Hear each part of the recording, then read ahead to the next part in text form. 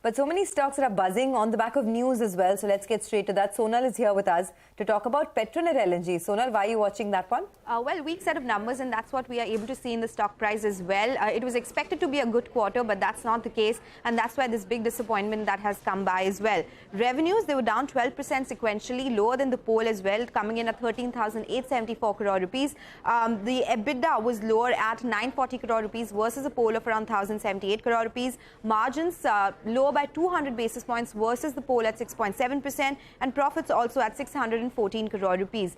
It was led by lower volumes in both Dahej and Kochi terminals. So Dahej volumes were up 11% sequentially versus an expectation of 13 to 14% increase. Utilization, however, was higher on a quarter-on-quarter basis. Kochi volumes were flat on a sequential basis. Utilization was at 8%, lower than what the street was working with. In fact, FY23 performance was the weakest that the company has seen in last 4 years because of higher spot LNG prices. Jeffrey says that in April, the Dahej utilization, it has increased to levels of 97%. That's a positive. Volumes are higher as well. And the lack of surprises on capex also was comforting. They have big cash in their books, but capital allocation has been a big worry for Petronet LNG. But unless they finalize one of their PDHPP project, that could be a key overhang on the stock, and that is what they are watching out for. Motilal Oswal says that despite near-term improvement in volumes that the company is talking about, long-term volume growth prospects remain very bleak for the company. And they are seeing intensifying competition from new LNG terminals as well as increasing domestic gas supply, which will reduce imports and ultimately their utilization. That's why they have a neutral rating on the stock.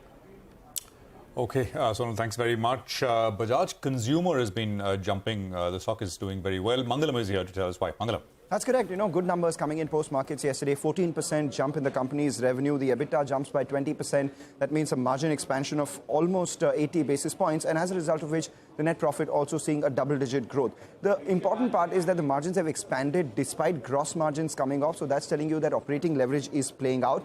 And secondly, the growth has been led by modern trade and e-commerce channels. And that's been the company's focus. So modern trade and e-commerce have grown between 42 and 63%, of course, on a low base, but that's where the company's growth focus is. The volume growth of the company has been around 10% in the fourth quarter, and while Bajaj hair oil market share remains flat at 10.4%, the growth this year has been led by all their new products, and that again is a big positive. The new products have grown by 2.5 times in FY23. So what are the big triggers that we're watching out for? Almond Drops hair oil, which is their key product, is regaining traction, is what the company says.